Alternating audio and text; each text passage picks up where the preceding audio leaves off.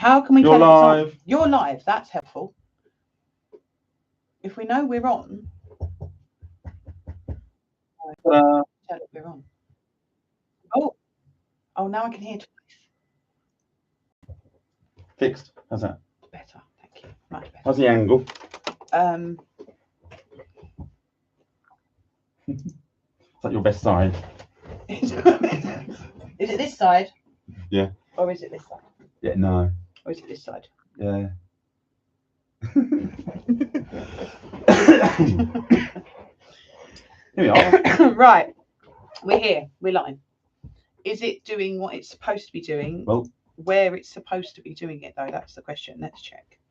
Well, we are going live. I've checked YouTube and we are being transmitted on YouTube. There's audio if I'm twice, so I won't unmute it. So here we are. All we need now is for some people to ask some questions. Join the stream and ask some questions. I just want to make sure that the event. So the event. Can you tell I'm really not technically minded at all? I thought this was a fabulous idea until it came to actually having to do tech. So thank you for being so technically minded and being able to make my inside thoughts outside actions. I appreciate it. Yeah, you can see it. And see if I can make it happen. That's a mantra for the future. And I love this cup. I think this is going to be my cup now. You said, on the biggest mug you've got and a tea bag and leave it in. Anyone that knows me knows I drink tea in a pint mug always, and I drink about 20 to 30 cups of pints of tea a day. That's too many. No, it's not. That is too many. Any less than that, and I don't function. Oof. I drink a lot of tea. A lot of tea. It's a lot of caffeine. It's not, though. It's tea. There's no caffeine in tea. Is there caffeine in tea? That explains a lot. It's not ADHD, it's caffeine. That's what it is.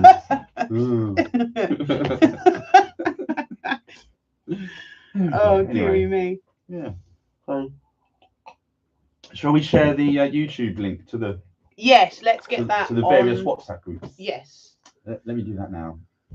Why don't you do some chatting? Oh, well, I did ask for someone to do that. Oh, okay. I've already sent it to someone to post. And I don't want to assume, because it's a counsellor surgery, so I didn't want to assume that it was okay to post. Oh, okay. Yeah. So I've sent it to. You don't want to be. Yeah, I've sent it to one of the admins, and if they choose to then pass it on to the groups, then that's fine. Yeah, that's fair enough. Yeah. Yeah. I can put it on the of Biggin Hill, the new Biggin Hill. Have you all seen the new Biggin Hill events WhatsApp group? No, I haven't seen that. Well, it's designed for all events to go on there, whatever they are. Oh, okay. Regardless of whether they're, as long as they're local events. I like the idea there actually, because local or local to Biggin Hill, like Biggin Hill are bordering Biggin Hill, so the something local enough that people living in Biggin Hill would like to go. So Biggin Hill and the immediate surrounding areas. And the idea is that people I'm disappointed when I hear about an event. And I've missed it. And I missed it. But I love a quiz. I'd love to go to that. I am an absolute fiend for a quiz night. I do really enjoy it. And quite often I'll hear about quiz nights after the quiz nights happened. Yeah. And then I'm disappointed that I didn't get to go. Not all the time.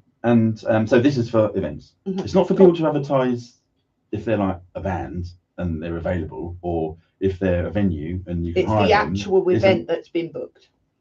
So things to do in and around. That are actually happening. So yeah, cool. Including political. This isn't a political event. This is the council surgery. But it's not a political event in the sense that it's an opportunity for residents to come and have a chat from the comfort of their own home. You know, having been a sitting councillor now for 3.5 years, sometimes people can't make it to a specific venue at a specific time because they've got childcare issues or whatever. So I thought it would be nice to offer a digital live YouTube streamed version of essentially a councillor's face-to-face chat. Obviously, if anybody wants to send me a private message, I've got all of my private messaging platforms available. So sophie.dunbar@bromley.gov.uk. My mobile number 07929 365 228, or via the Facebook page Councillor Sophie Dunbar, Biggin Hill, and you can DM me onto that as well, or grab me in the street, carrier pigeon, text message. What other options are there? Actual letters. I like actual letters, which will be addressed to the Civic Centre in Bromley. I'm not sure what the postcode is for the new Civic Centre. And I remember the old one, but it's the new Civic Centre now. Because Civic Centre all you got to do is look for Biggin Hill Councillor. If only I had a technically minded person sat Google. next to me who could Google the address so that we could. Google who's my local councillor. Put your postcode. Takes you right to the page and all the and all the ways of up top. Bromley Civic Centre, Churchill Court, 2 Westmoreland Road, Bromley, BR1 1A for Alpha, S for Sierra. And that's it. That's the postal address. Right, good. So I've popped it on the Biggin Hill events page. So what time is it now? Well, it's 4 minutes past. So now that we are going, should we start chatting about things community related? Actual important things, yes. Do you want to open the event just in case anybody puts a message on there so that we can see it if we need to? Do we have to start that? I don't know if we have to start that. No, because you can just comment on it anyway. Well, anyone who goes to the event will see in the description the YouTube link and can click it. Yeah. So that's probably all that needs to happen, because it's now on YouTube. There we go, join event. And when you hit join event, it opens up the YouTube link automatically. Isn't that cool? Yeah. So go into the Facebook page, hit the events, click join event, and then you can see the YouTube video. But I don't know who I'm telling to do that, because if they can't already see the YouTube video, me telling them how to find the YouTube video is not helpful. Oh, is that what they call a catch-22? I don't know what they call it. But anyway, we do have 4 people saying that they are going or joining, and 13 people that are interested. So let's see if anything happens. But are we gonna share the recording of this after we finished? Yeah, we'll probably cut snips. Okay. People aren't going to want to see my ginormous mug. No. So we'll make snips. Right. So now Question snips. So now we've had 5 minutes just to get the stream going and to see if anyone's going to join. How should we start? Should we start by asking questions? You can ask me a question if you like. What question I ask? Oh, hello, Taylor. Taylor says. So I'm like. We can see the video. That's a good start. I'm gonna be like that. Our Graham, remember? Yeah. So I'm the one who's like, we have a from message. Taylor, and it is, hey guys, you can see the video. Oh, thank you, Taylor. Do you have any questions for me or Sophie, or Sophie or me? Anyone else joins? Just get on. If you're on the YouTube link and you're watching on YouTube, there's a little chat window. On my window, it's just to the right of the video window. So pop yourself in there and ask a question, and I'll read out the polite ones and see if Sophie wants to answer them. No, you read out all of them. I'll read out. It's an opportunity for people to ask anything they want to ask. So yeah, exactly. So my question, Sophie, how long have you been a local councillor? I have been a local ward councillor since May 22. I was elected in 22, and yeah, that's how long I've been a councillor for. So from my perspective, as someone living locally and putting my hat in the ring to stand to also represent Biggin Hill in Bromley Council, I'm interested to know what motivated you to get involved in being a councillor in the first place. Good question. So what motivated me was my oldest son has got quite complex mental health disabilities. He has an EHCP and he's at specialist provision, and we were having some real difficulties getting him the help that he needed. And getting him the support he needed in the right environment so that he could thrive in his education. So I actually went to Melanie and Julian's surgery, which Melanie hosts her surgery on the first Friday of the month at the library and pool between 5 and 6 on the first Friday. And I went along and I went to go and meet with Julian and Melanie to discuss if they could help me in any way. You know, we were really struggling trying to get response from the local authority and other bits and pieces. Any SEN parent will know it can be very difficult to get what you need. And I went home and after that meeting, and I said to my husband, like, somebody needs to do something, like there needs to be change, and somebody who understands the system, who's been through it, needs to get in there and explain like what's going on. And my husband said, well, what are you going to do about it? And here we are 3.5 years later. Wow. Does he regret that now? Elected official. I don't regret a single second of it. No, what about your husband? He might hop on in a bit and just answer that question for you, but where is he on the chat? I don't know. I don't regret a single second. I absolutely love being able to represent Biggin Hill and the people that I've grown up with and the community that I love. I chose to move back here from Tunbridge to raise my children in Bromley Borough, in Biggin Hill specifically. So to be able to be even just a tiny part of making Biggin Hill better, that's all I've ever wanted to do, really. And that's what I hope I try to do for our community and for SEN parents and across the board. Yeah, well, I'm pleased that we found a way for you to be able to stand again. Yes, and I'm thrilled to bits. I felt like, as an independent, and I absolutely loved being independent, but that I feel like there's still so much more I want to give. One of the struggles with being independent is you're just one voice, in our case, two voices, in a very large crowd. And sometimes you don't get heard. Sometimes it was difficult to get our point across because by the time they got round to us in the chamber, we were the last to speak on a subject and everybody had said everything. And it just means that by moving across the floor, I feel that I can give more input into the running of service and making sure that scrutiny of service is happening and that Biggin Hill's voice is heard on matters that matter to us.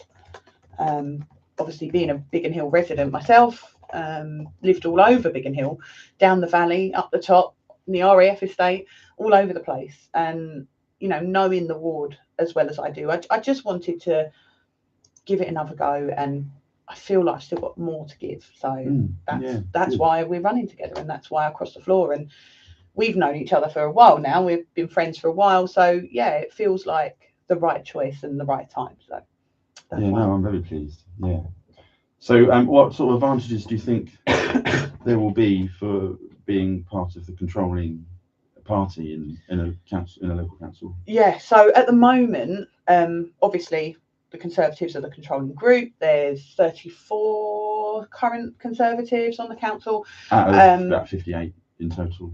Is it 58? Something Yeah, like 50, something like that, around there somewhere. So being part of what I like to call the big boys gang means that Biggin Hill's voice is going to be heard first. You know, we're going to be able to put Biggin Hill forefront of the council's mind rather than at the end of the queue, if you know what I mean. I know you've attended a few full council meetings, and the general etiquette is that obviously the leading group starts speaking, then the next biggest group, then the next biggest group. And, you know, as Biggin Hill Independents, we were the little two on the end, you know, so we were always at the end. And when it came round for Melanie to speak on a topic or a subject, you know, we had a big long script of things we wanted to say in front of us, most meetings. And as it went round, we were kind of like, okay, somebody's already said that, somebody's already said that, somebody's already said that. And ultimately, you don't want to be kind of repeating what other people have already said. But being part of the bigger group means that I can get Biggin Hill's voice out there in that first bite, which is, I think Biggin Hill deserves to have the first bite. And I'd love to be able to continue that for them. Yeah, that'd be lovely. I've been to since I've been a candidate. I've been not yet. I've been invited to some of the Conservative meetings as a not stand-in, as an observer. Yeah. You know, and it's very interesting to see how they decide how they're going to address motions and how they're going to vote. And I know that all parties do the same thing. The only difference is that when the controlling party are making those decisions, it's most likely that what they decide is how the council are going to end up voting. isn't it? And for me, that's very powerful. You have it's not, obviously it's not necessarily right, because that's politics. Yeah, every individual councillor has their own vote. So each ward representative, be it 1, 2, or 3 members of each ward, every ward representative has their own vote. And you can vote whichever way you feel is best for your constituents. But you're right, as the majority group, there's power in numbers. Well, you have. I'm just learning this. So when I sat down with you, so am I. When I sat down with you, I don't know, maybe it was a while ago, and we were talking about whether your partner was going to stand in the May 2026 elections or not, and whether that she's going to stand down. We were talking about, and you were telling me all about what being a councillor is, and I was like, oh, it sounds like a really worthy job to do. It is, but a very responsible job to do. So as soon as the idea makes me laugh when people say that. What? It's quite responsible. Quite because I'm not responsible. It's extremely responsible. I'm not the grown up. No. But you know, it's like I found it quite inspiring. I found you very inspiring. Thank you. You know, and I went away and thought about it, and then when I saw the other independent councillor volunteering to stand down, I thought to myself, and I said this on Biggin Hill WhatsApp chat. Everyone was talking about who's going to stand in their place. Biggin Hill needs looking after. We still got you, but we didn't know whether you were going to be in a position to stand again or not at the time. So there's a lot of conversation. I read all those conversations and took part in them. And in the end, that's what that conversation on the WhatsApp group is what led me to think I could put my hat in the ring here. Yeah. Because I could do this. You know, I've got skills in managing people and projects and resources. And I know a lot of the Conservative councillors already. And you've done a lot of work in Darwin Ward as well. I do a lot of work in Darwin Ward, with the Conservative team and everything else. So it's a natural progression. It is a progression. It really is. It is. It really is. But you know, back then when I was I was really torn. You know, we had that conversation, and I would go from 1 minute wanting to run again, and then the next minute not knowing what I wanted to do, and then yes, I'm going to do it. No, I'm not going to do it. There's a lot that comes into being a councillor that the public don't see. No. You know, it does have an impact on your home life. It does have an impact on your family, on your employment, you know, in every element of your life. And you have to be prepared for that. You know, I wasn't very well. I hadn't prepared myself well for that initially. It took me some time to really settle into the role. It was difficult. It was. Not going to lie. It was really hard. But I've got the balance now. I've got some experience now, you know, 3.5, nearly 4 years experience of doing the job, and sometimes doing it wrong. You know, you have to learn from that, and I feel that I have. And I think Biggin Hill deserves experience, it deserves commitment, and it deserves community. And I genuinely feel that that's what I can bring should I be elected. And with you by my side, I feel that that's even more strengthened, because that's where you stand too. And it's really important to recognise that making a decision to cross the floor was not an easy decision for me. No. It's not an easy decision for me, but I am proud of the choice that I've made, because it means that I can continue to do the work for Biggin Hill that I want to do, and that I feel Biggin Hill needs and wants as well. Yeah. So just to we answered some questions in it. There's some questions there now. Look, but just to draw the line under that, I've been doing my best to learn how it works in council. You know. Since whenever it was, May or something. When was the fete? It was roughly just before that, wasn't it? So Biggin Hill Carnival is organised by the Biggin Hill Carnival Committee, which is a huge annual event, and it's at one of the best events of the year, highlights of the year. All the local businesses get involved. It's run by, as I say, the Biggin Hill Carnival Committee, who do an absolutely fantastic job. It's not an easy job. I was part of the team for a couple of years, but it was just too much. So I stepped away from that. But just to say, I know how challenging it is to do that, because I am the you do the Cudden Fete as well, don't you? So you we understand. have a Cudden show and Fete run by a committee. But I'm the Fete event manager, so I run that. So yes, I completely sympathise. I mean, I just at the time I felt I had so many juggling balls in the air. I had to put something down, because everything was just going a bit mad, and it was that I sort of said, I'm just going to have to take something out of the mix and put it down for a bit. But it's a fantastic event. That's run on the last Saturday in June. So it used to be the first Saturday in July, but I think it's gone back to the last Saturday in June. It was the last Saturday in June last year. I keep forgetting we're in a new year as well. Like, I keep forgetting it's 2026. When is Biggin Hill Carnival? It's the last Saturday of June.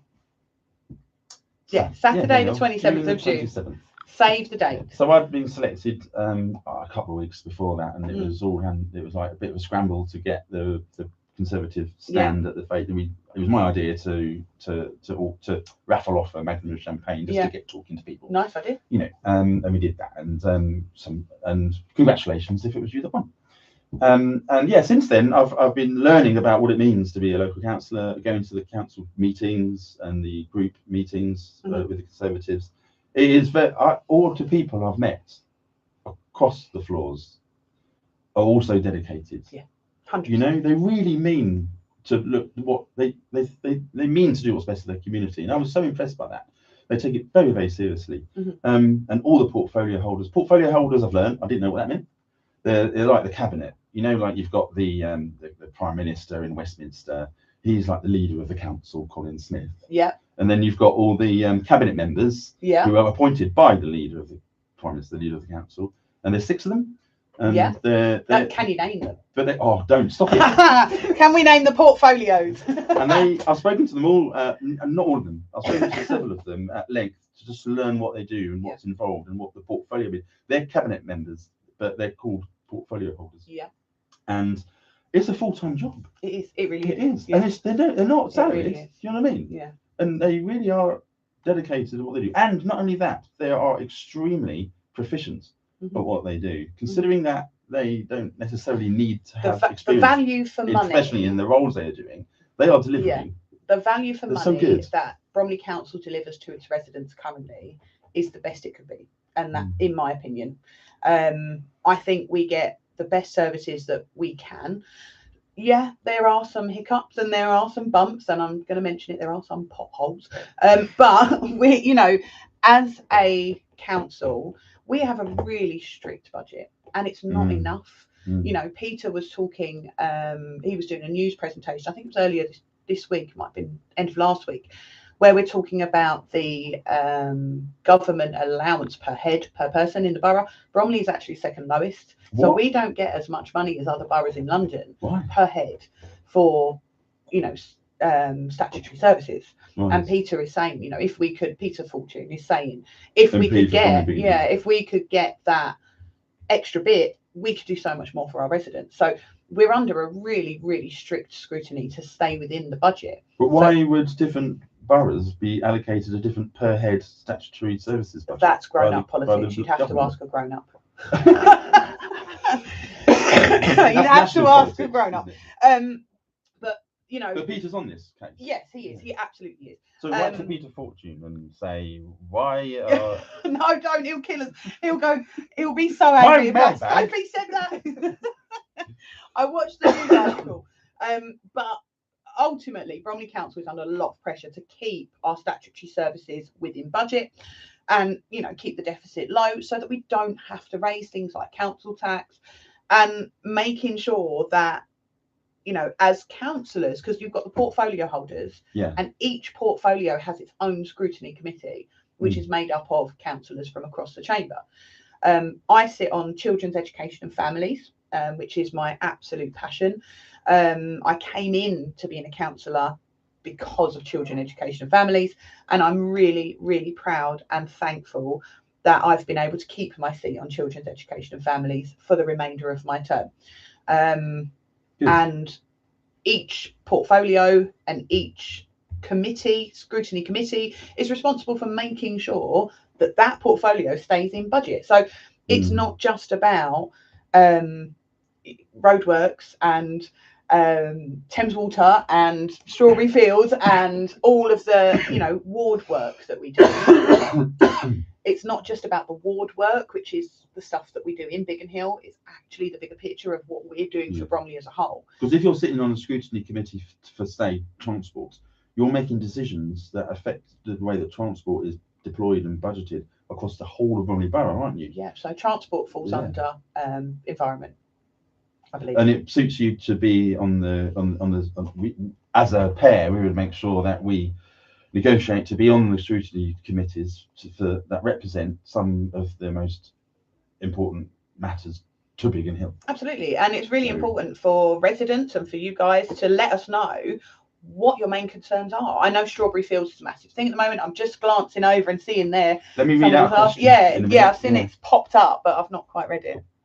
So should we get to questions now? We've had a chit chat. We can have a question now. What are your party's views on building on the Greenbelt land, specifically regarding Strawberry Fields, and any plans you have of trying to stop the build, and what you've done already in regards to this? Wow, that's 3 questions. Okay, we'll start with the first one. So the Conservative group is absolutely vehemently against developing on Greenbelt land. There is enough brownfield sites across the UK, across Bromley, across London, for those to be developed first. We do not want to build over the lungs of London. The trees and the green spaces are what keeps us going. We cannot let those areas be built on. So personally, and as a party alignment, I am vehemently against development on Greenbelt. I am too. As far as I'm concerned, it's off the table. That's the purpose of the Greenbelt. It's not acceptable. There are brownfield sites out there. There are even sites in Biggin Hill that could potentially be developed way before any Greenbelt is touched. And the developers are holding on to these pockets of brownfield land and not developing them. They're just sitting on them and then putting applications in for Greenfield. It's just, don't touch it. Don't touch our Greenbelt. Yeah, don't touch the Greenbelt. Don't touch the Greenbelt. And what was the second but there part? aren't enough houses. There is no excuses. Don't touch the Greenbelt. Leave it alone. There's places to build in the country. Yeah. Not the Greenbelt, please. Leave it alone. And what was the second part? The second one was, just before we move on to that, did you see Tom Tull's question to Sadiq Khan this week? I didn't know. He said, Tom Tull, Conservative Association member. For the GLA. Yeah. He asked a question, because there was a vote to block all Greenbelt planning in the GLA, which was defeated, unfortunately, because of Sadiq Khan's he wanted to build lots of houses. He was given a budget to do so, and he had to return it because he didn't do any building. So the question from Tom was, if someone applies to do Greenbelt development who also owns brownfield land, why don't you make it a rule that you have to complete your development on, or even start your brownfield development before you get permission to build on them? Yeah, absolutely. What a good idea. Yeah. Why did Sadiq Khan disagree with that? It should be. But he didn't agree to it. He said no, and just did the wishy-washy answer saying we need. I'll have to look back on it because I haven't seen it. I'll have to watch that back. It just makes me not Sadiq Khan. I just get really frustrated. There's no secret. Sadiq Khan annoys me. We're on a live feed. I know. Sorry, Sadiq. I'm not sorry. A lot of what I do outside, I know you can be honest. I'd rather be honest. A lot of what I do outside of my actual job, my counselling, and my family, I volunteer. And the association that I volunteer with, we spend an awful lot of time outdoors. An awful lot of time outdoors, and we go up to these greenfield sites. We will make plaster of Paris footprints of animal tracks. We will track badger sets. We will look at the wildlife, the flora, the fauna. We'll keep track records of it. We take the young people out into the field. So a lot of what we do for young people living in our area is taking them out into these greenfield spaces, greenbelt spaces, where they can experience the great outdoors. And not only that, a lot of inner city groups come out to us as well, because we're able to get here on a bus when it runs. That reminds me of yes, well, yeah, when occasionally. So that reminds me of a conversation I had with somebody at the demonstration. When the developer hired the Scout Hall to put in a demonstration, and I was out collecting people's names and addresses. I saw you with your clipboard. I had my clipboard all day. I was in disguise. I had a bobble hat on. Yeah. So I was incognito. I had a red bobble hat, so nobody would recognise me. You did a very good job of being in disguise. Yes. So one conversation I had with people was like, they said to me, we saw some objections on the comments on the thing for the environmental survey plan. And they're from like Catford and Lewisham, and I don't understand why people living over there would have a comment. And I'm like, well, that's what the green belt is for. Yeah. You know, if we allow it to expand, and one of these definitions of grey belt that Labour have invented, which doesn't actually exist, is that if it's near the edge, i.e. near an existing development, which by definition all of the inside of the green belt is near has a development nearby. Because it's to stop those developments expanding, then people from, if we allow it to expand, the people from SE areas, or all that area around the whole of London, have got further to travel before they see actual nature. Now, I love the idea that we've got strategic and curated parks around London, and that's essential, and we use them extremely well, don't we, as a society? But that's not. It's not the same as being able to go out into nature. Strawberry fields. We'll use strawberry fields as an example. Isn't it? Going out into strawberry fields, you've got ancient woodlands, you've got historic, ancient historic Saxon stuff. What's the word I'm looking for? Settlements. It's not settlements. They're not settled there anymore. Archaeology. Yeah, let's go with archaeology. That's a good word. Like, there's so much history out there, and that's before you even get into the environmental element of it, the different species of trees, flora, fauna. Darwin did an awful lot of his studies on the flora and fauna in this area. The historical importance of strawberry fields is undeniable, and people travel a long way to come and see it. And annoyingly, if they do build on it, that's it. It's not going to come back. You can't reverse that decision. No. It will just be completely. So ultimately, I will do everything in my power as your elected councillor and as your candidate to stop any development on strawberry fields predominantly and any greenbelt area, because we need to protect the lungs of London. Yeah, me too. What was the second part? Greenbelt. The second part of trying to stop the build. Yes. So I have a really good working relationship with some of the local community groups and the community people in the community who are spearheading those groups. I do a lot of work with the AGBAG, Aperfield Greenbelt Action Group. You were there, weren't you, when we had that residents meeting where we packed out the New Life Church, wall to wall, and out in the car park. You were in the car park, weren't you? I was in a separate meeting. And you can see that the community working there is there. I also do sort of connect with the Biggin Hill Development Defence team.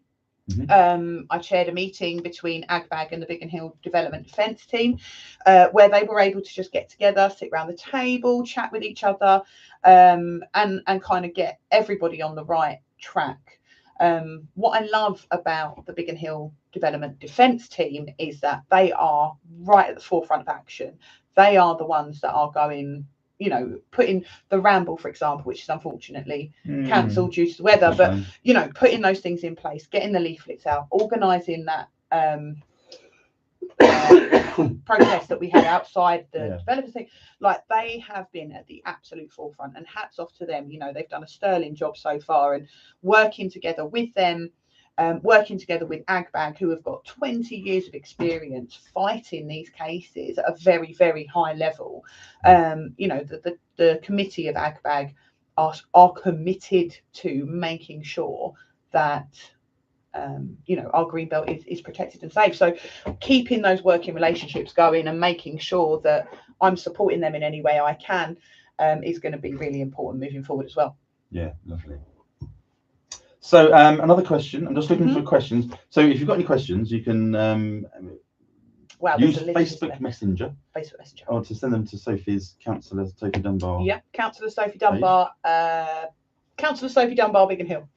That's the one. That's the one. And I've got that up in front of me. So I'm just casting my eye across it now and again to see if there's any questions for you. Or you can just type it in the chat on the YouTube link. And we'll see it there too. So that's what I'll do. I've also got my, I probably shouldn't have it, but I've got my mobile device in front of me as well. My contact telephone number is available on the Facebook page. You can drop me a WhatsApp or a text, or maybe not a call. That might be a bit weird, wouldn't it? A WhatsApp or a text. Call in.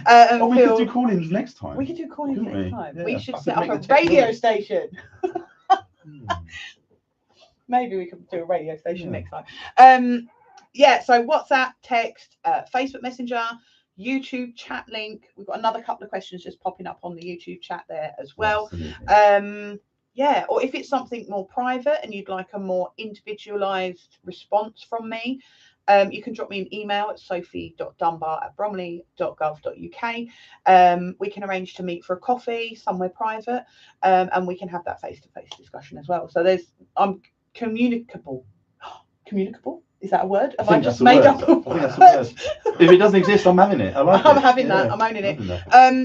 You can get hold of me any which way. I'm a Biggin Hill resident. I'm easily spotted in a crowd unless I'm wearing my very incognito bright red bobble hat. You can grab me in the street. You can speak to me in Waitrose. You can catch me on a Sunday coming out of church. You can catch me on the school run once I've dropped Harrison off. Whatever you need to do, I'm available and I'm here. I am part of Biggin Hill, and I'd like to think you guys are part of my life as well. So just grab me if you've got a question. It doesn't have to be now. It can be any time. Yeah, likewise. I know I'm only a candidate, but if you've got any questions, you're a MOP. I think we gave you the acronym MOP. What does that mean? You're a member of the public. I am a member of the public. You're a MOP. I am nothing more than that, and I don't have any abilities in the council. But that's all I am too. And I'm very fortunate to have been elected by the people of Biggin Hill in the last elections, and I do treat that with the utmost respect. But I am still a member of the public. I'm still a human person. I still pay taxes just like everybody else. I still pay my council tax. In fact, this morning I was out. I'm a snow friend. I'm a registered snow friend. Me too. So I was out this morning with my high-vis jacket on and my snow and my bag of salt, and I was out gritting the streets this morning. Making it safe for the people that live on my road. And yeah, I like to get in and get I do too. For me, it's like if you share in society, it's good if you have the capacity and the skills to be able to contribute to improving that society. And I'm not just saying that to sound funny. It's like that's what I do in Cllr. I think it will be a better place to live if I can help make it a better place to live. It benefits me as well. Yeah, absolutely. So in a way, it's a selfish absolutely. Thing. But it's like I personally, at the moment, I'm not a councillor. So what I wanted to say is, if anyone's got any questions for me as a there's some there. Look, candidate, drop me a message as well. I'll do your job. You do my job. I'm all right, going to read the question. So my email is bigginhill@philiphatch.com. There you go. And say, hi, Philip, I want to know what your thoughts are about XYZ. Okay. You've got a question, Phil. What skill sets and experience do you have that would really benefit Biggin Hill as a community if you were to be elected? But you kind of already answered that. Well, I would say twofold. I am used to being involved in the community. So I live in Cllr, which is a village on the outskirts of Biggin Hill. It is 2 miles outside the political boundary officially. But my local town is Biggin Hill Village. Oh, it's a local large village. We are a village. Oh, did you hear? I nearly misspoke then. My nearest local large village is Biggin Hill. I shop there. My doctor's there. My dentist's there. All the rest of it. So Cllr is just on the edge of it. That's where I live. So in Cllr, I've already said I run the Cllr show, and I run the Cllr Fete. Somebody else does the village show. I'm on the committee for the Friends of Cllr Church. The Cllr Village Club is a committee that do other things as well as the Fete during the year. I put on lots of events. I started the Cllr Crack Music Festival. You can see that. Put Cllr Crack in Google.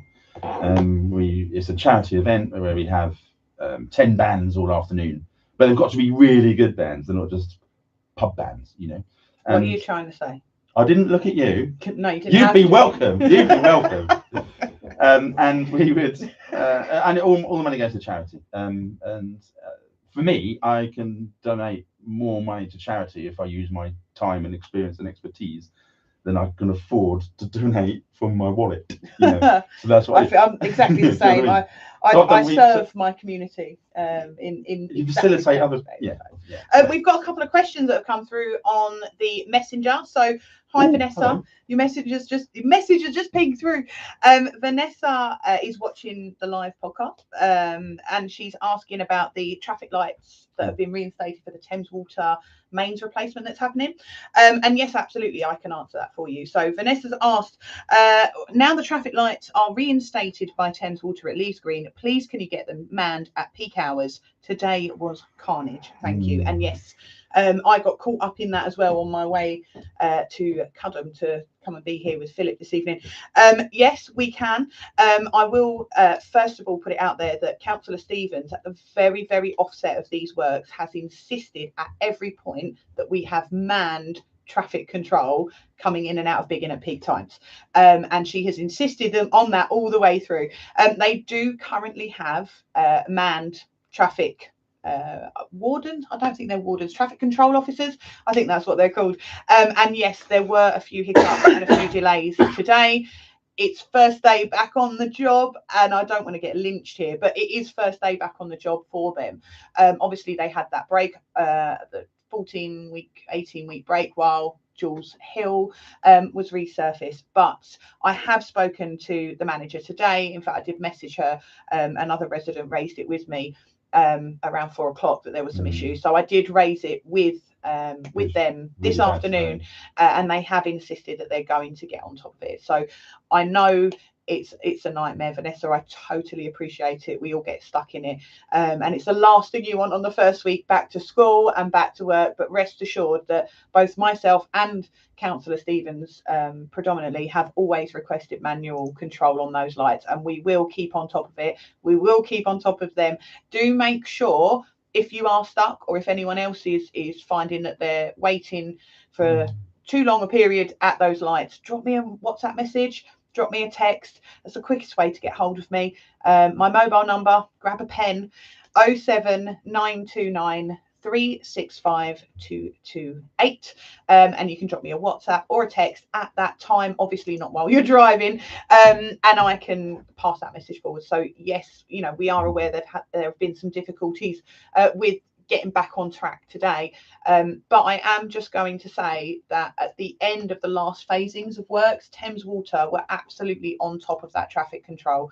They really did get it down to a fine art. So I'm hoping that we're going to see that coming back around again once the dust has settled and once they've got used to their role and kind of being there and controlling the traffic. So I hope that answers your question, Vanessa. If you've got another one, just do exactly what you just did. Pop me a private message on Facebook via my Councillor Dunbar, Biggin Hill. What is it? Sophie Dunbar.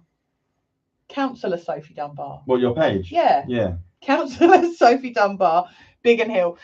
Just do exactly the same thing again, and yeah, we can hopefully answer more questions for you. I think we've got another one there. You've got another one here. What have we got there? So we've done Strawberry Fields. There's a question about the. Well, I haven't finished telling you about what would make me a good counsellor. Well, I think you're going to be a good counsellor. Otherwise, I wouldn't shoot. Because she thinks so. I think you're going to be fab anyway because you care, and ultimately, the bottom line of this job is community. The absolute bottom line of this job, and it's about having the right people in the community doing the right thing, and you have to love it and you have to care. Yeah, and those things you do. So, but as far as skills are concerned, my job is as a technical project manager. So to be a project manager, you have to be very well organised. And you wouldn't know that looking in my office, would you? Do you know what I mean? I can see your face. I was trying to position myself so they couldn't see your office. But so it's recognising skill sets, looking for skills gaps, looking at where things are missing and holding meetings and making sure everyone is spoken, solving problems. That's something I'm particularly good at, is seeing when there's an issue, when people are all in a meeting or discussing things. I'm like, hold on a minute, this is an issue that somebody else brought up that hasn't been addressed. So then organising things and other people, I organise events, as I've touched on before. So and apart from having the desire to want to improve the community and help make people's lives better that live here, it's about being organised and knowing how to organise and manage other people as well. And being persuasive, I've learned, is something which is increasing. It is quite important. We're talking about being organised and. Stop looking at my office. I came in and just chucked all my stuff everywhere. Carpenters, yeah, that's yours. No, what I'm saying is I came in and I literally just like took my coat off, took my hat off, got new shoes. chucked my bag. We've got a question coming on my text messages, so thank you for that. From Wayne, he's asking about the main roadworks, which we've just been over for Vanessa. He's also asking about the buses, which is a real bugbear for me at the moment. Yes, the buses. And this is not only because the 320 keeps being terminated early at the airport, which is ridiculous, for various reasons, which you've been getting to the bottom of why. Yeah. But it's also the service for the population and the amount of people that need to work and use transport, and the lack of any other option other than the bus. The only option. I don't think the provision is really enough as it stands, is it? Yeah. Although we have 4 services that service Biggin Hill. We've got the R8 service, the R2, the 320, the 464, and then the 246, which goes through the main road. The only option that we have is the bus. We don't have a train, we don't have a tram. So making sure that those services are providing the actual bare minimum is what we've been trying to do, myself, and again, Councillor Stevens has been trying to do it for her whole term, I believe, because it was one of the issues that was, that was already there when I came on board. And I think this is where I can really highlight the benefits of crossing the floor. We had a meeting with Tom Turrell just before Christmas. Thomas Turrell is the GLA member. And we had a video meeting, which we shared a little snip of. We have got a date in the diary for a proper sit down where we're going to really thrash out how we're going to address the bus service issue. Also, Peter Fortune is involved as well. He's actually writing a letter to the Mayor of London asking why are these services being curtailed and what are we going to do about it. I've been doing an awful lot of research into why is this happening.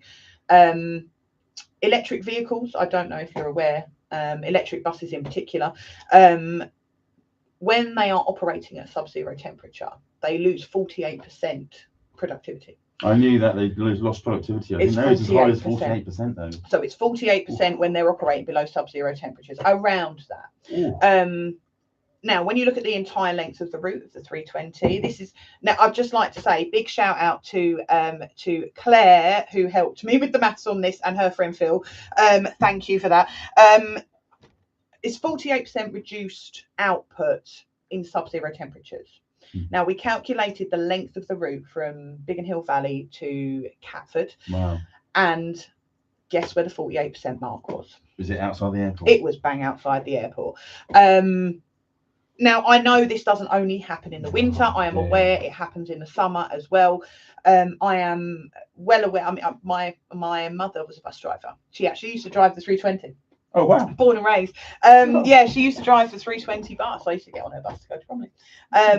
And I'm well aware of TACO driving limits. I'm well aware of route allocation for the bus services. I understand how it works. So TACO it applies to the driving time. So I didn't not realise the it bus was time. for No, public transport. Yes, it's if you are a professional driver. HGVs, but... Yes, as a professional driver, you are under TACO regulation. Right. So that's public transport taxis vehicles. Yeah, public transport vehicles, HGVs, anything like that. And buses are classed as multi-passenger vehicles, so they're under TACO legislation as well. So there's TACO driving. There is route cards, so the buses are allocated a certain amount of time on the road. Yes, roadworks do come into that. My argument here, and because they delay and increase the TACO for the same route. So a driver can't drive for more than their designated hours. They have to stop driving by law.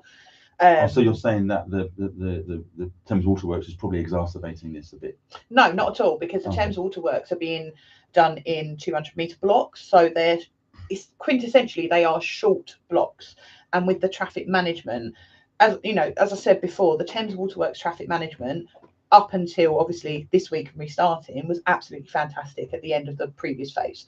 You know, they were getting traffic moving through. Maximum wait time, I think, was between 9 to 14 minutes, which is incredible for that, you know, length of main that they're replacing. Still a long time. Still a lot more than nothing, isn't it? Well, you're never going to not get nothing, and I am going to defend Thames Water on this because that mains replacement needs to happen. We're getting off subject a little bit. The mains replacement needs to happen. Roadworks have to happen. You know, you get emergency water bursts. Look at King's Road the other day. You know, emergencies happen. You need to repair it, but that does not mean that buses should be terminated. Right. And people should be stranded, young people, old people, vulnerable, men, women, children. Oh, there's no excuse. There is no excuse for stranding people in the middle of nowhere. You know, I've picked my mother-in-law up from Heathfield Roundabout because she's been chucked off the bus at 9 o'clock at night.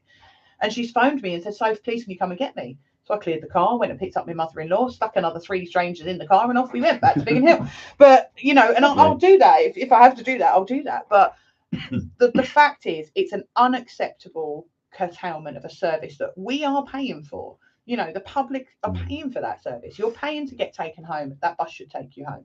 My argument is, if you're going to curtail a service, and if you're going to say that the roadworks are the reason we're curtail it the other end. There's 4 services that go to Catford and Lewisham. There's only 1 that comes to Biggin Hill. So, you know, it has to be talked about at a higher level. And I'm really, really pleased to say that Thomas Turrell, our GLA member, Peter Fortune, our MP, myself, Councillor Stevens, all the officers in Bromley, you know, the TfL teams, we are in communications. We are trying to do what we can to improve the service and make sure that it's not terminating at the airport at Heathfield Roundabout. And if you get stuck, you've got my number. Give me a ring. It's a difficult one because obviously at the moment there are so many people involved in it. I know that a letter is going to the Mayor of London directly in relation to Biggin Hill and the 320 service. So, you know, watch this space for a copy of that letter coming out, and, you know, promotion and information about where that's coming from. But I will keep on top of it. It's an ongoing issue that needs to be resolved. And does it help if people complain to TfL directly? Absolutely. About this? Every time you get kicked off the bus, please put a direct complaint into TfL. The process for that, are we able to share screen on this or not? Am I getting too technical for you? Yes, we are. If we're able to share screen, let me talk you through how to make a complaint to TfL. It is really, really important that complaints are logged in the proper way. You know, it's all well and good popping me an email. It's all well and good jumping on the WhatsApps or jumping on Facebook and having a good old moan. I love a good old moan myself, I'm not going to lie. But by recording those complaints, I've then got, and Peter's got, and Thomas has got a legitimate complaint trail that we can take to TfL and say, this isn't just an odd occasion. This is this date, this time, this many people were affected. Are we sharing a screen? Are we? Not yet. I'm just looking for it to make sure I don't share those. Running out of things to say. It says report. It says report on a problem on a street, but what about with the buses? So if you're going to contact us about journey details. Yes. Oh, there we are. Look. All right. So if we can. Should we share that? Yeah, let's go back a bit. Contact us about. Bear with us for a second. Look at this. Share. Here we go. Okay, so look at that. We are now. Scroll up a little bit so we can. I'm going to look at your screen, so I'm not looking at the camera. So I'm just bouncing between the two. So we're going to share the screen there. So you go to tfl.gov.uk, click on the Help and Contacts tab. Then you click on, where is it gone? Go down, scroll down. Inquiries and complaints. So it's in the bottom section. Click on buses, which has got its own little subheading. Then you're going to select journey details. So you've got those top 6 boxes if you go back up. So where it says contact us about buses, you're going to select journey details, and there you can input all of your information, all the details about the bus you're on. Service performance. Service performance, stop shelters and stations, accidents, safety and security, changes to routes. So any diversions mid-route, they can go on there as well. You do need to collect a little bit of information about the bus. So on the front of every bus, there is like either a white or a yellow card in the window. It's called a route card. That's the number route that bus is running on. So each bus has its own individual route number. So we're not talking about 320. Yeah. So no, not the actual route, the 320, but the card, the route card, which is at the bottom of the windscreen. Next time you get a bus, you're going to be looking for it now. It's either a white or a yellow card, and it's got a number on it. Grab that number, because that's essentially the identification for that route and that vehicle. So with that number, they can then correlate which bus was where. Fill in the form, as you can see on the share screen now. There's lots and lots of places you can put information in there. What we will also do is share a copy of that how to complain onto my counsellor's page, just so that you've got a copy of that. We will. Are we able to do that? Yeah, I feel like I'm putting a lot on your technical skills. In short, sharp bursts. Like, I'm expecting a lot. I should be able to do this. I fit out television studios for a job. You know what I mean? I should be able to manage this. We'll figure it out. Whether we clip what we've just done, or whether we make a new kind of little complaint video, we'll figure that out. Essentially, it's tfl.gov.uk. Follow the help and contacts link, and but every single time you get the bus terminates prematurely, because every single time, and every person on the bus, and the more complaints, the better I can take it forward. It's the same with sort of. Otherwise, TfL say, "Oh, we haven't had any complaints." Absolutely. Is that how it works? Yeah, that's exactly how it works. I've had the same issue when talking to the police about antisocial behaviour, about talking to the fire brigade about response times. I've had the same with planning officers and Fix My Street. It's the same across the board. We all love a moan on social media, but we've got to make sure we're making complaint in a formal way so that it's recorded. So yeah, absolutely. Do you want a new question? Yes, please. Something different. Something that's not buses. What about the airport? Airport? Has the airport got a really noisy ice machine? You're asking the wrong one, because I'm deaf. Oh yeah. But I'm not making light of it. I'm not making light of this at all. Personally, I can't hear it. You live quite a long way away from the airport. No, my house is literally right at the turning point where they take off. Is it? Yeah. Is it? It really is. Oh. You know where my house is. I do, but I didn't imagine. I'll give you my phone number and my email address and everything else, but I'm not giving you my home address, guys. Sorry. Right. So this is an issue that I'm going to be taking up and taking across to the airport. Personally, I can't hear the noise. I have spoken to residents who can hear the noise. I've asked them to make videos and recordings if they can, to see if that I can maybe amplify it or do something with it. But my actual disability means that there are some frequencies that I can't hear at all. And I believe this is in one of those frequencies. And a friend of mine phoned me today and said, "Did you hear that noise in the airport?" And I laughed, I cackled, asking, and I said to her, "Have you just asked your deaf friend if they heard a noise?" I didn't, but I hope she forgives me, because I was just cackling away. But it is an issue that I have heard from numerous residents, and I'll add it to my list of things that I need to. How often do you catch up with the airport? Whenever I want to. Oh, so they're really, they're very, very good. They've got their own kind of complaints procedure. If I pop an email over to the airport, they are very, very amenable, and they will come back straight away. So I'll pop an email over to them over the weekend and hopefully be able to get a response Monday, Tuesday. You know, it's like, it's just another thing for residents to have to deal with after the one-way refurbishment, which was noisy and smelly at night, and now there's the ice clearing machine. It's like on top of the traffic, which is to be expected. It's an airport, but it's just another thing that's upsetting. And is there anything they can? I think we know the answer, but is there anything they can do to make it less noisy, or to do it at different times of the day? I mean, it'd be nice to know from them, we've thought of this and this is the answer, and we've thought of that and that's the answer. It'd be nice to know that they have thought of everything. This issue has been raised previously, and Oh, has it? It's been raised previously. It was raised last year, if I remember rightly. And there was issue last year with it being, it was claimed, it was said it was the ice machine and the wind was blowing in the wrong direction and it was carrying the sound in a different way. I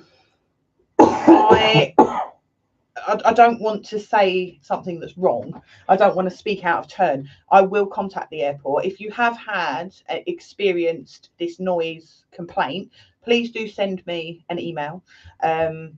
Pop your name, the time you heard it. If you've got a recording of it, then pop that over as well. sophie.dunbar@bromley.gov.uk, and I will raise it with the airport again and have a chat with them and see if we can maybe come to, I don't know, some sort of agreement. But for safety, obviously the airport must be, the runway must be clear of ice. It's an operational airport.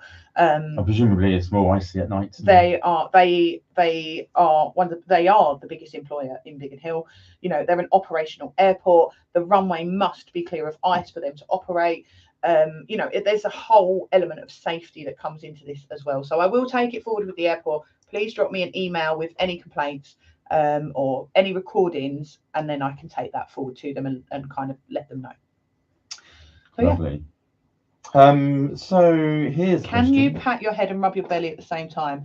Live footage, please, or it didn't happen. Can you do it? Can you do that? Am I being asked or you being asked? I think we should do it together exactly at the same time. I can pat my head and I can do that. Can you do it the other way?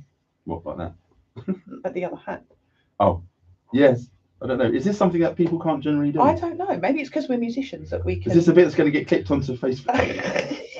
Well, who is that? Tay is going to be giggling her head off. Go on, Tay. You've got to do it as well. We have a sensible question. What's her sensible question? She says, traffic on the main road by St Mark's Church, specifically at peak hours, can be really heavy with the left straight. Yeah, that lane blocked by parked cars. Why are there parked cars parked along that bit? And can we put yellow lines there? I'm not sure why people have decided to start parking there. It wasn't a problem before. It was never a problem before. I don't want to make assumptions or assume, but yes, absolutely. And maybe the yellow lines just operate at peak times. Yeah, I agree. It's an issue. The thing is with making an application for putting yellow lines in, it's a multifaceted thing. There's the cost. Okay, now it's going to cost money to put yellow lines in. We don't have the money to put any more yellow lines in. If we put in a request for a road assessment there, that could take anywhere between 18 and 24 months for the assessment to take place. Really?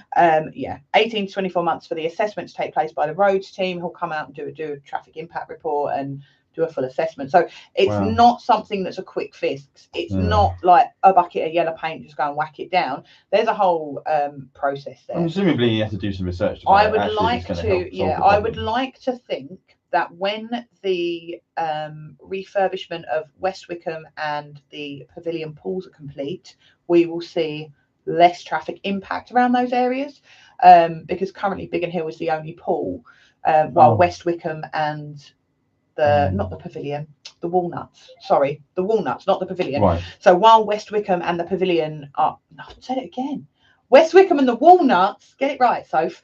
While West Wickham and the Walnuts are going under refurbishment, Biggin Hill Pool is seeing a lot more users, a lot more people are coming over to use the pool. We've got a lot of swimming clubs using the pool as well. And what's the time scale on those? Do you know?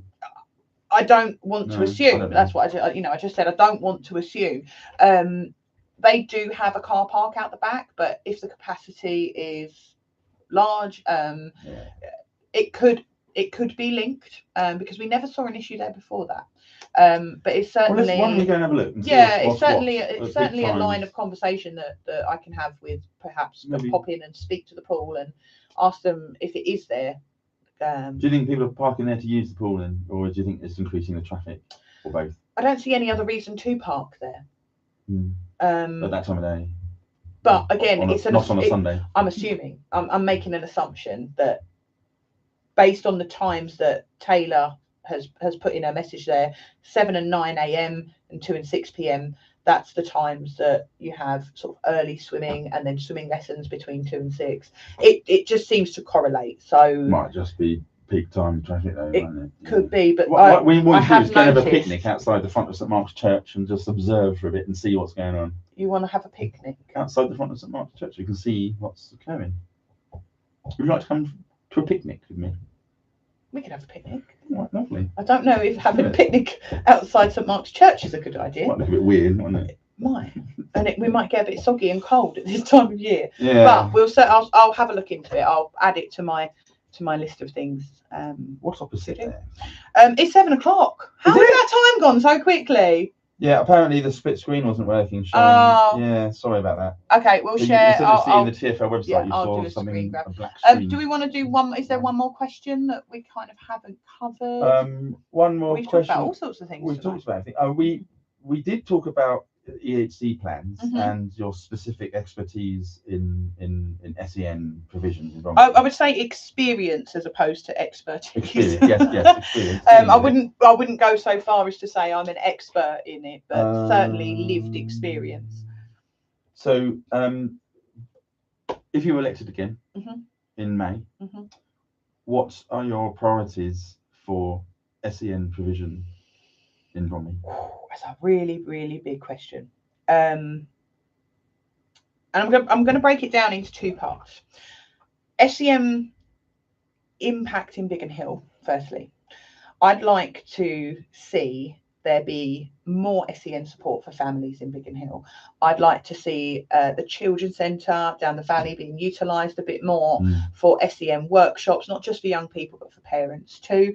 I myself have done, I can't even count how many parenting courses I've done for autism, ADHD, pathological demand avoidance, all those things like that. I've done so many parenting courses and they've been so beneficial. That comes out in your Kings Road playground design as well, doesn't it? Yeah. It's very inclusive. So we made sure that there was a PECS display board there, so non-verbal children can communicate with their parents like what they want to go on, and it's a standard PECS board as well. If you haven't been down and had a go at the new Kings Road recreation ground, please do pop down there. There's an inclusive spinner. They've replaced the swing. They've got the PECS board down there. We've also got the trim trail, the mini trim trail down at the other end by the football goal as well. And I'm really hoping this year to get on with a body of work with Biggin Hill Friends of the Parks to get a little bit of that area redeveloped into like a family edible garden, like strawberries and stuff, where families can go down and literally have a real life sensory garden happening. But yeah, I for Biggin Hill specifically, I would like to see more parent support. I'd like to see there maybe be some sort of communication cafe for parents of children with special needs to be able to go and have a safe place, to be able to go and, you know, either come and speak to me about SEN as a counsellor or as a parent. Have that opportunity to be in a safe environment where they can bring their young person if they have to, and we can manage that and they can just chill. I'd also like to see there be, more facility for young people. I know there's a lot of development going on at Church Road Recreation Ground. Again, Biggin Hill Friends of the Park doing an absolutely fantastic job fundraising for that. And they're recruiting for extra volunteers. They are recruiting for volunteers. I'm a volunteer. When I can fingers. fit it in, I do go and help. Although I did get told off last time I helped because I'm not very good at gardening, and I pulled out a tree. That's what I do. So I don't know if they want me to go and help anymore. They might have a bucket or a wheelbarrow that I can. I could just be in the wheelbarrow. I could just be in the bin. I could just be in charge of wheelbarrows and not pruning. In the bigger picture, I'll just sort of come into land with that. Yes. In the bigger picture across Bromley, I would absolutely love to see the EHCP review times being improved. I'd like to see parents actually getting the right communication in the right places. There is a body of work happening in the background to improve the EHCP process. There's also work happening at a much higher level. Peter Fortune is well aware of what I've been working on in Biggin Hill and what I'm hoping to do for the wider Bromley Borough and London, working with Peter. So again, it's difficult to talk about the work that I do with families of with families of children who have EHCPs, because it's very private. It's not something that I would advertise, but I have worked with a number of families in Biggin Hill. I'd like to think that they are happy with the work that I've done for them, and with them, and continue to do so. If you are a family of a young person with additional needs or an EHCP, and you want some extra support, be it as a parent, navigating if you need EHCP support in the first place, as a parent, if you need someone to talk to and vent at, I'm here for that. If you need someone to help you be a voice, I'm here for that. If you need a counsellor, I'm here for that too. So I'm an advocate for EHCPs and SEN parenting, and I like to think that it's my passion. It's one of the things that I'm most proud of in the council, and it's one of the things that I can't talk about because it is private, and I wouldn't want to make anyone feel uncomfortable or put anyone in a position or anything. So, but it is one of the things I'm most proud of. That, and being a corporate parent. Being a corporate parent. What does being a corporate parent mean? So all the looked after children that we have in Bromley, it's the thing that I love. So I didn't know about it until I was elected, and we were in when you're elected, hopefully you get to do this. When you're elected, you have like a meeting and you hear about all the different things about the job, or different elements, and it's like you go around and there's different stands, and you can speak to the people at fostering, and you can speak to the people. It's great. It's like careers fair, and they have different stands for like different bits of the council. It's brilliant. Oh, wow. So I was chatting, obviously I made a beeline for the children's area, and I was chatting with the children's services team, and they said, oh yeah, you're a corporate parent now, you've got another 300 and however many children, because as a counsellor, I'm a corporate parent to those young people. So I now have over 300 children, and it's a privilege and an honour to be able to go to their Stars Awards, their family fun days, outreach programmes. I love it. It's the best bit. Oh, lovely. Best bit of my I can job. see how rewarding it is. It really is. It's a difficult. It's not easy. Not going to lie. It's not easy job. Well, I can see that it's not easy. I'm not talking about just the SEN, I'm talking about the whole council. There are moments. There are little glistening moments where I was working with a family recently, and they got the school they wanted. They got the support they needed. They got the transport that they required to be able to give this young person. It makes me really emotional. To be able to give this young person their absolute right of an education, and to know that I even played just a tiny part in that, in supporting that family, it just that's what keeps me going day and day and day and day. So yeah, that's what I love. No, don't make me cry. Quick, switch off the light before I start crying. Right, when are you going to do another one of these? Oh, I don't know. Maybe we'll do another one another time. When can we come and see you at your surgery? I don't know. So keep on the Facebook page. I'll put a post up. I'll put a post up. I'm quite busy with the family at the moment, trying to get the balance right and juggling it about. We've been talking about where you're going to do where it's going to be and how, and so there will be an announcement, and you can come and visit me and come and speak to me. And you're keen to do them very regularly. And different times, keeping it flexible. But I'm always available. I can always make time in my diary for people if you want to have a coffee or. Even lunch. if it's something like or lunch. Go for lunch. I didn't realise about the local councillors when I moved to Cllr. It took me a while to realise how useful your local councillor actually can be. And when my local councillor is Jonathan Andrews, and it was Peter Bloomfield when I moved in, and he was very active in the community. And I learnt how helpful they can be, even whether it's they've got some things they can help with, and they've got some things that is out of scope and they can't help with. But they just seem to know the answer or who to speak to. So if you've got a real problem locally, and I don't know how to deal with it, whether it's education or transport or anything, whatever it is. I feel like we've been really like education, children's services, transport heavy tonight. Yeah. I feel like that's been like whatever it is, because you look at just. What's great about the surgery is they can just, I don't know whether it's really something for the council. It's eclectic. But I can wander past and have a coffee and just ask, and it might be, and it might not be, but you might know how to together work out. But if it's not, even if it's not something that a counsellor can help with, we can still give you advice. Like we can still help you. And there'll be someone, like I was going back to with the expertise, amongst the team in the Conservative group. I mentioned the Conservatives because all 6 portfolio holders are Conservative leading group. So that's how it works. And the expertise between them is tremendous. So, and we're all on a WhatsApp group together. It's and frightening. So just go in and go, It's I've got a question that I can't answer. Yeah. And they go, well, it's not our scope, but this is what I do. It's interesting, isn't it? Yeah, it is. It's frightening. So keep across Sophie's Facebook page for when there's going to be the next surgery, the next one of these live streams. It will be in the next couple of weeks. I just need to manage the family, juggle the family about a bit, and we'll put it on the WhatsApp. Yeah, it'll be Biggin Hill chat as well. The events one, not the chat. The events one. Put on the events one. Well, we'll ask the. I'm not on any of them. I've categorically always said I am not on any of the chats because I genuinely feel that the residents need somewhere to be able to vent. If they don't think we're doing a very good job, they need somewhere to be able to go and do that.